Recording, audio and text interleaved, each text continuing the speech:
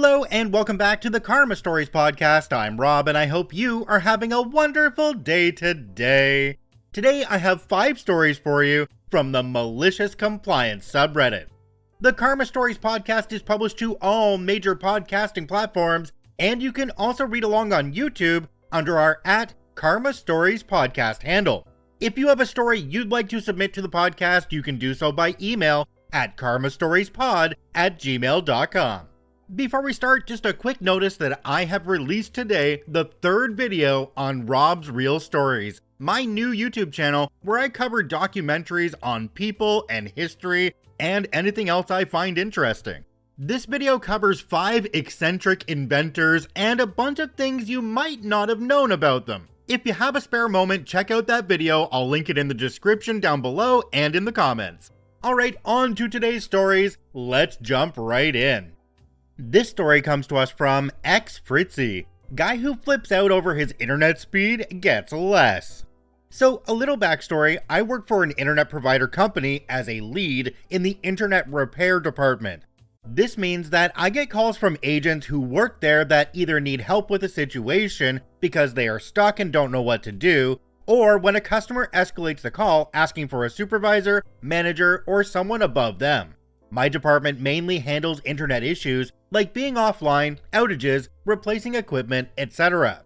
So the other day was like any other. I'm getting calls from agents needing equipment transferred from one account to another, scheduling a technician for customers who refuse to do any troubleshooting. The list goes on and on. One of my main calls is an agent asking for me to run a special tool that corrects the speed being sent to a customer. This usually happens when a customer upgrades or downgrades their internet speed, and it doesn't take right away. And this only takes a couple minutes. This comes in later. On this particular day, I get a call from an agent that says her customer wants to speak to a supervisor because he is not getting the speeds he pays for. This happens quite a lot, usually because most people don't understand how the internet works and all the factors that come into the result of a speed test.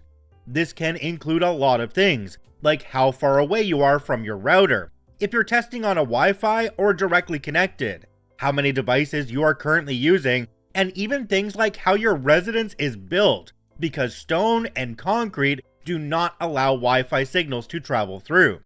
When I looked at the customer's account, I see that he is currently subscribed to 100 megabits per second.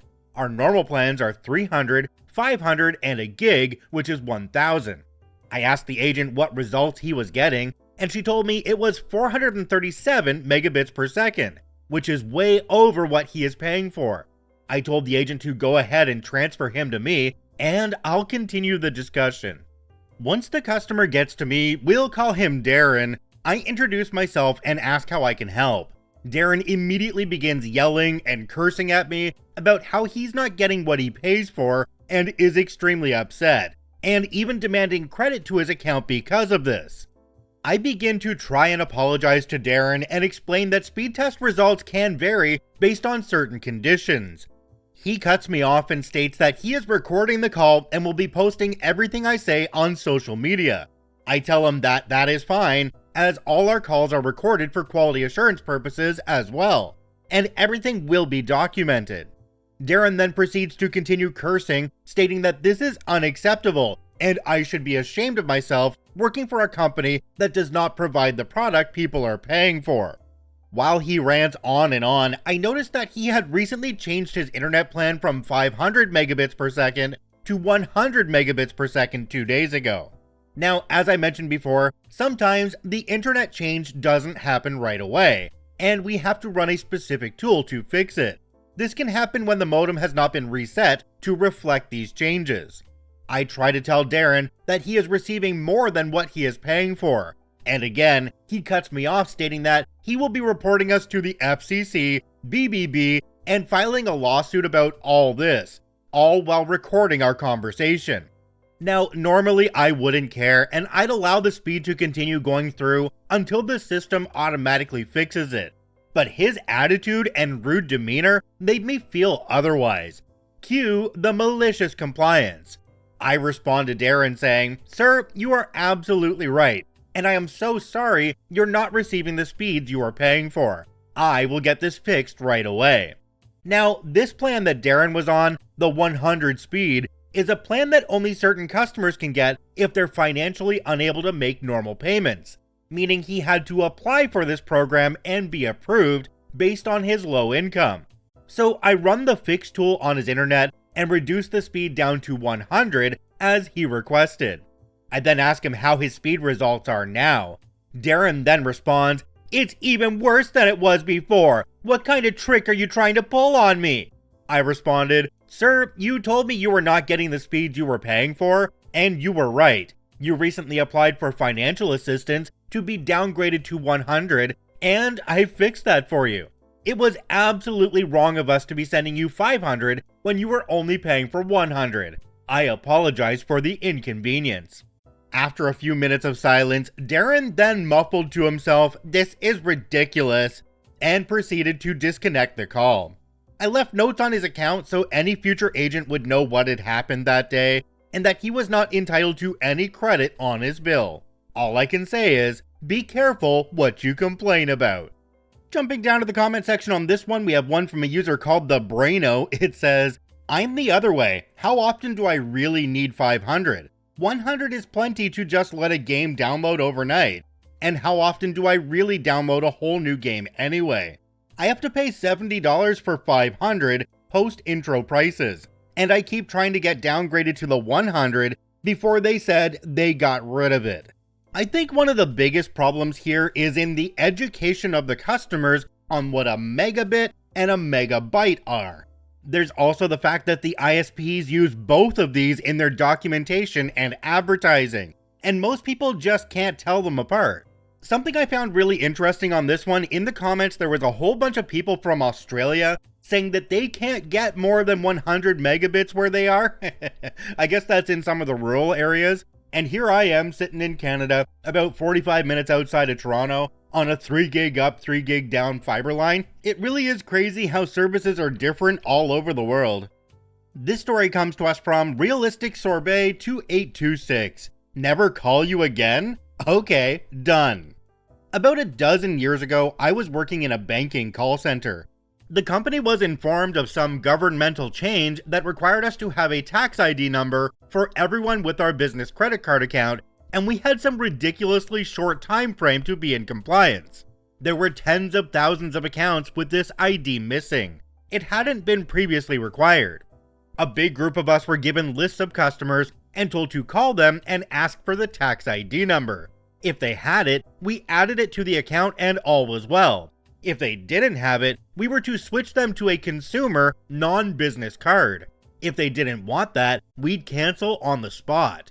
Due to the short time frame for compliance, the customer had to tell us on the call which they preferred. Another nifty caveat was that we were only making 2 calls and were not leaving messages. We couldn't drag this out waiting for people to eventually call us back. If we got the person on the first call, we were done. If we still didn't get them on the second call either, the account was auto-canceled. This sounds like a horrible job to do, but it was actually going really well. 99% of the people I called were happy to comply or switch accounts. Then I called Karen. The phone rang and rang, and I was about to hang up when I heard that pause and double ring that tells you that the call was forwarded. So I waited.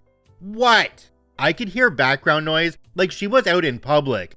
"Hi, this is Jane Doe with the bank and..." "Why the F are you calling my cell phone? Are you effing stupid? I told you people to never call this number." I didn't. The call was, "Oh my god, now you're gonna lie to me? Pay attention. Never call me again. I use your credit card for everything and pay it, so you have no reason to call me. Got it?" "Yes, but..." Phone disconnects. Malicious Compliance kicks off. "Okay, so I spoke to you maybe a dozen words. You didn't provide your tax ID, and I can't call you back because you said to never do that.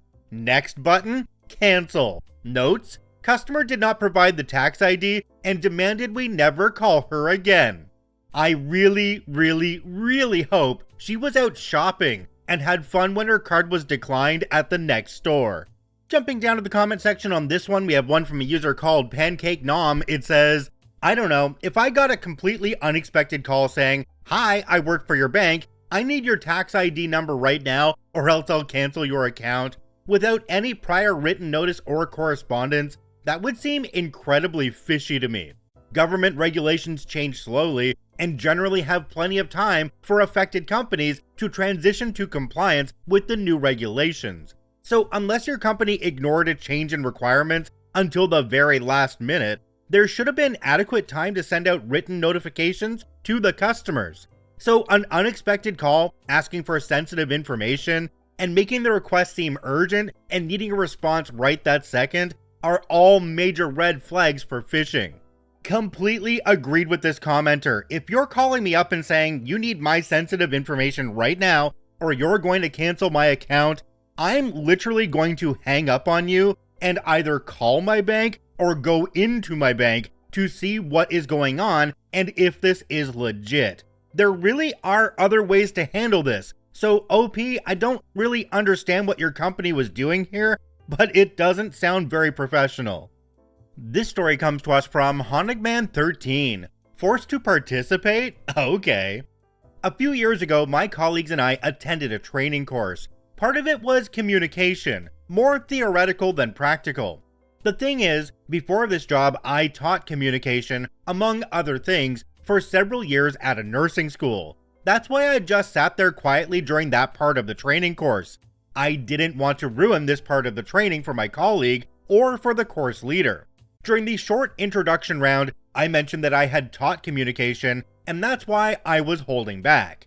Apparently, the course leader didn't like that. She asked for participation, and I said again that I didn't want to mess up her lesson because I probably already knew what she was getting at.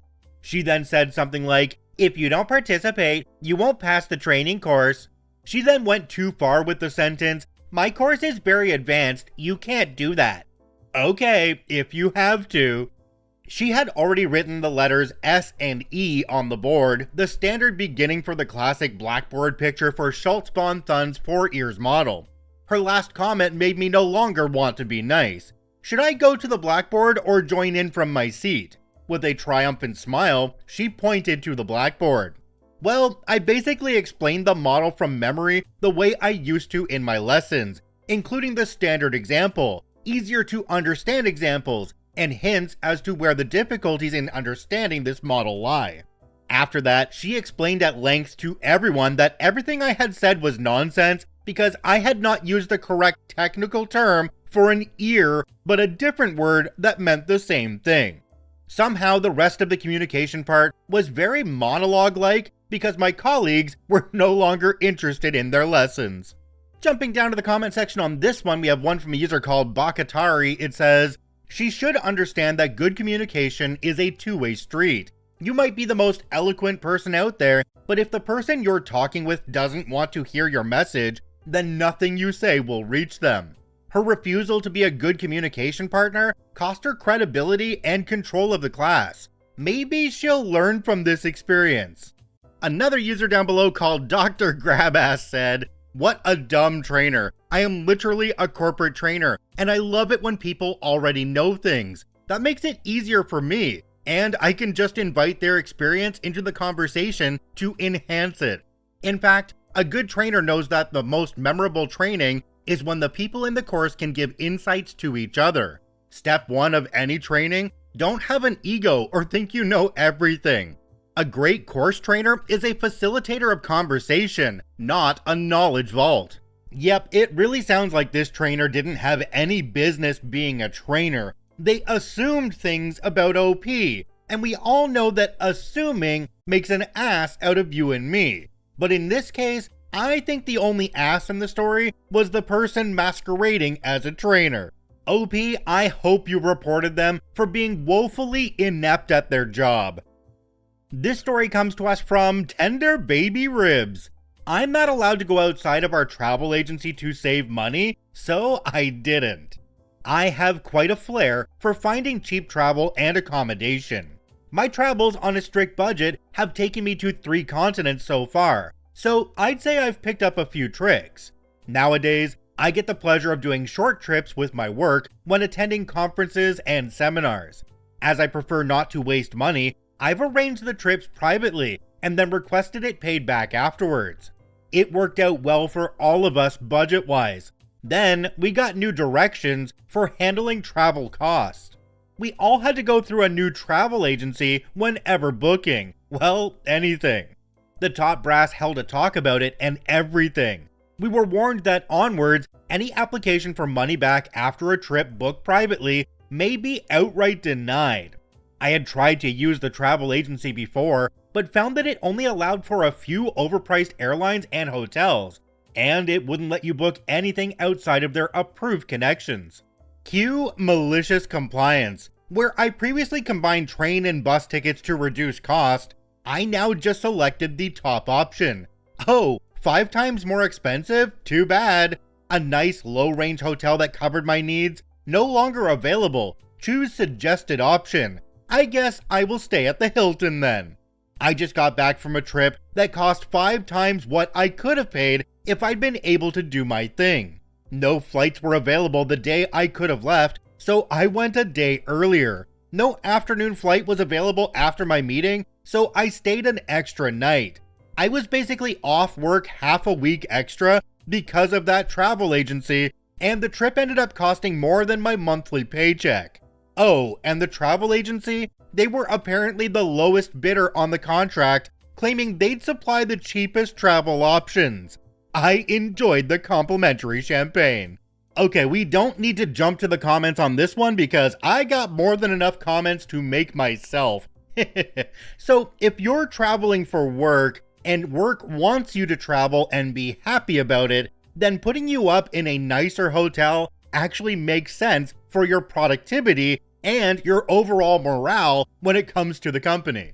Another thing to think about is sometimes these companies will have rewards with these places that they're sending you to, or with the travel services that they're having you use. So whether it's like Air Miles or Aeroplan, or the Hilton rewards or whatever, there is something that's making it a good deal for them, even though they're paying more than if you were to go and stay in a drive-in motel. And as a final point, can you imagine going to a business meeting and the person that you're meeting with asks you where you're staying, and you tell them, "Oh, well, my company only paid for Jim Bob's Motor Inn." How good does that look on the company? Food for thought. Our last story today comes to us from OKP3414. We are not allowed to ship product using anything other than a certain company? Okay, sure. I work in the apparel industry, and one of our customers is a large company that often ranks in the top 10 companies in the Americas. One of their massive distribution centers is located only about 90 minutes from our facility. A while back, we completed a small order for them, which was only about 10% of our minimum order quantity.